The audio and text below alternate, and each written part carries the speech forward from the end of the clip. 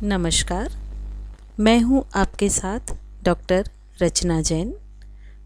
तो आइए चलते हैं फर्स्ट ईयर फाउंडेशन कोर्स के योग पोर्शन की यूनिट फर्स्ट के टॉपिक टाइप्स ऑफ योग, योग की प्रथाएं।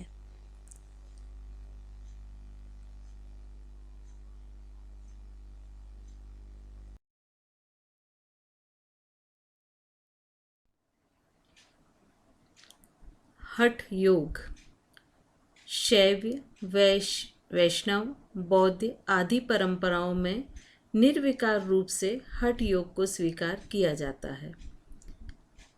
इन सभी परंपराओं में स्वीकार किया जाता है कि मूल तत्व दो तत्वों का समस्त रूप है। इन दो तत्वों में एक अभावात्मक, दूसरा भावात्मक है। एक निष्पन्द है तो दूसरा स्पंद है। एक सक्रिय है तो दूसरा निष्क्रिय है। एक प्रवृत्त है तो दूसरा निवृत्त है।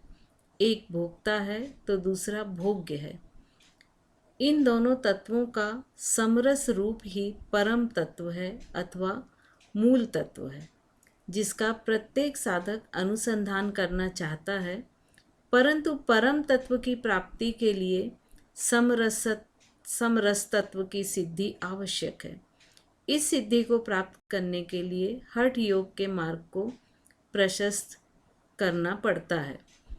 हठ योगी साधक मानता है कि ब्रह्मांड में शिव और शक्ति को जगाकर शिव तत्व से समरस करना ही हठ योगी का परम लक्ष्य है। जिस प्रकार कुंजी से ताला सहसा खुल जाता है, उसी प्रकार कुंडलिनी के बोधन से मोक्ष द्वार हठात खुल जाता है। हठात मोक्ष द्वार खुलने की विधि होने के कारण इस योग पद्धति को हठ योग पद्धति कहा जाता है। जैसे मंत्र योग के साधनों में नाम रूप के अवलंबन से साधन की विशेषता है, उसी प्रकार केवल स्थूल शरीर के अधिक अवलंबन से चित्त वृत्ति निरोध करके योग साधन का प्रणाली हठ योग में चलाई गई है। शास्त्रों में कहा गया है कि महर्षि मार्कंडेय, भारद्वाज, मरीच, जैमिनी, पाराशर तथा विश्वामित्र आदि की कृपा से हठ योग का विस्तार हुआ।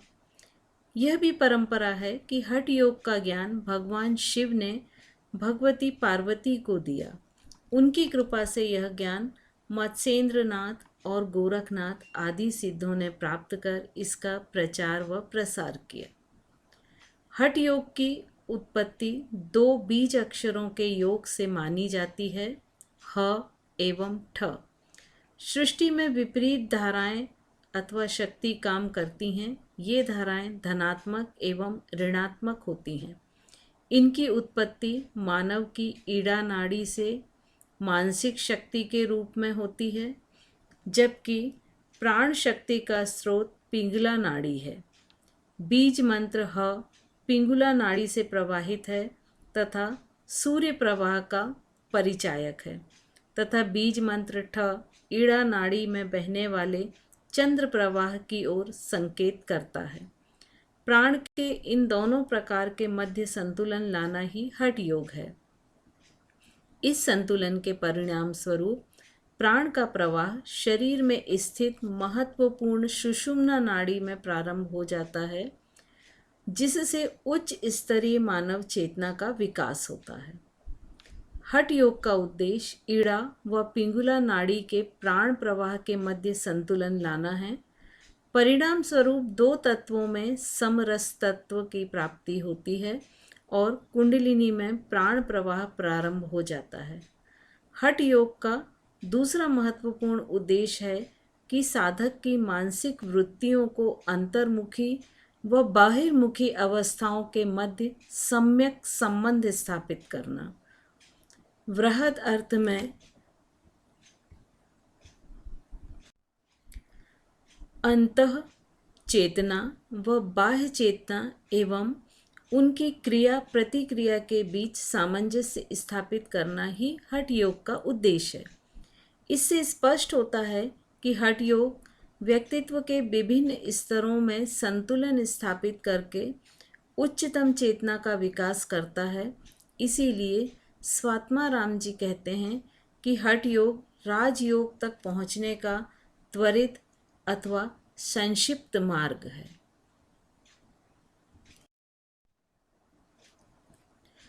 शरीर में प्राण की विशिष्ट गति या संचार पर हमारी विचार, भावनाएं तथा कार्य आदि परिवर्तित होते हैं। हठ योग इसी सिद्धांत पर कार्य करता है। ईड़ा एवं पिंगुला नाड़ी के प्राण प्रवाह में संतुलन एवं सुषुम्ना में प्राण संचार ही हठ योग का प्रमुख लक्ष्य है।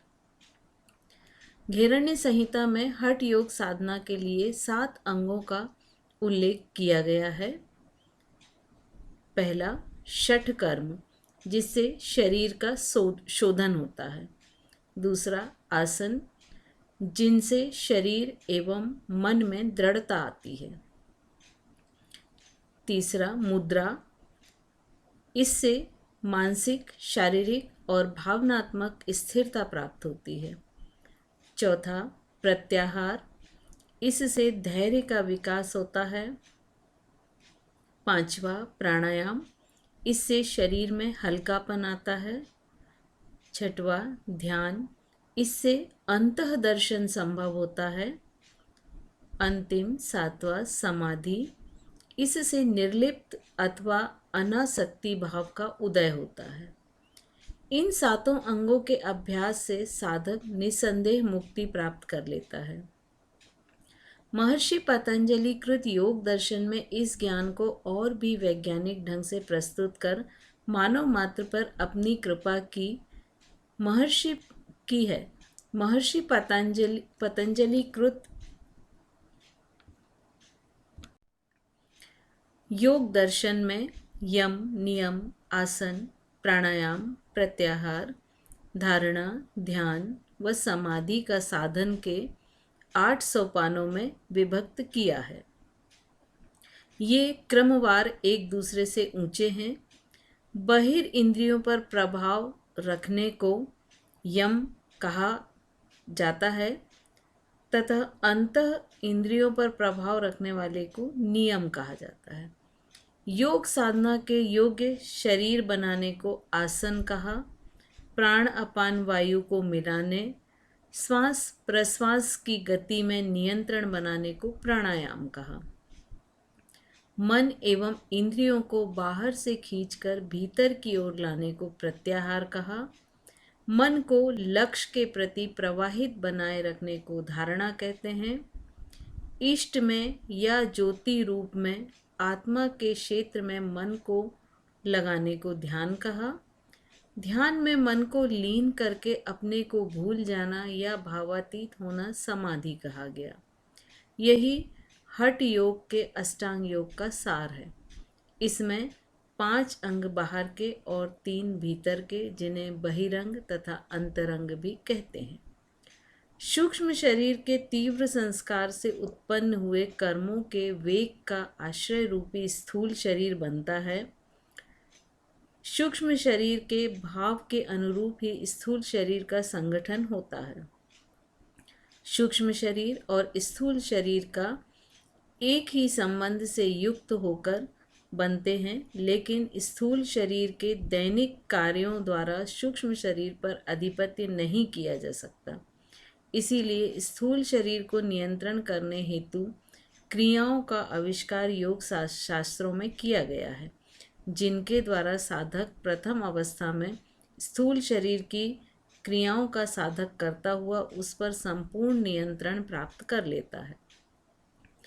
उस शक्ति को अंतर्मुख करके उसके द्वारा सूक्ष्म शरीर को वश में कर चित्त की वृत्तियों का निरोध कर परमात्मा का साक्षात्कार करने में समर्थ होता है। इसी योग प्रणाली को हठ योग कहते हैं। हठ योग में ज्योति कल्पना, रूप ज्योति ध्यान करने की विधि भी है। परमात्मा को सब ज्योतियों का ज्योति स्वरूप जानकर उनके ज्योतिर्मय रूप की कल्पना करके ध्यान का अभ्यास किया जाता है।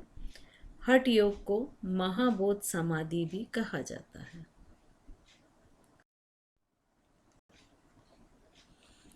घेरण्य संहिता के अनुसार हठ योग साधनों में प्रमुखतः षटकर्म, आसन, मुद्रा, प्रत्याहार, प्राणायाम, धारणा और समाधि है।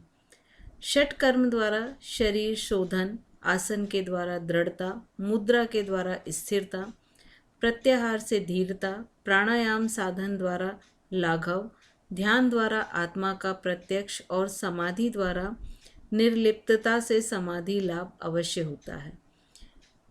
इनसे मानसिक और आध्यात्मिक लाभों के अतिरिक्त शारीरिक स्वास्थ्य लाभ होता है।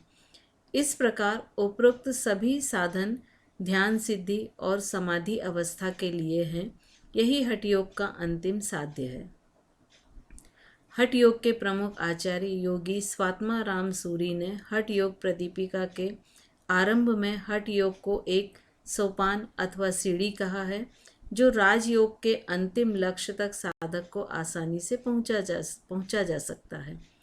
योग शिखोपनिषद में कहा गया है कि हठ योग का अर्थ है कि हम एवं ठम का योग ह सूर्य को और ठ चंद्र को कहते हैं।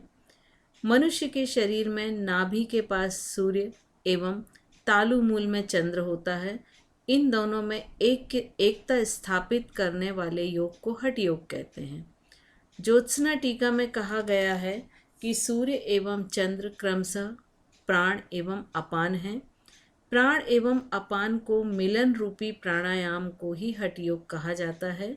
गुरु गोरक्षनाथ जी ने गोरक्ष शतक में उन्होंने हठ योग को परिभाषित करते हुए कहा है कि जिस प्रकार कुंजी से ताला सहसा खुल जाता है, उसी प्रकार कुंडलिनी के उद्बोधन से मोक्ष द्वार खुल जाता है।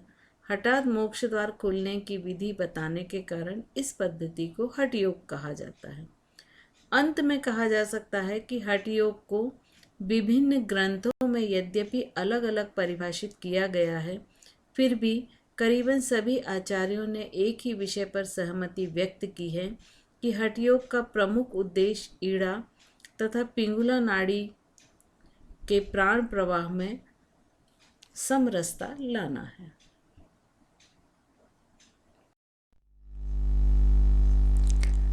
अभी हमने चर्चा की फर्स्ट ईयर के फाउंडेशन कोर्स में योग पोर्शन की यूनिट 1 के टॉपिक योग प्रथाओं का परिचय की। नेक्स्ट वीडियो में इसी टॉपिक योग प्रथाओं का परिचय पर चर्चा जारी रहेगी। योग प्रथाओं के परिचय का क्रम जारी रखते हुए बने रहें मेरे यानी डॉक्टर रचना जैन के साथ अगले वीडियो तक। सभी वीडियो की जानकारी आपको प्राप्त होती रहे, इसके लिए आप इसे सब्सक्राइब जरूर करें। धन्यवाद। मिलते हैं अगले वीडियो में।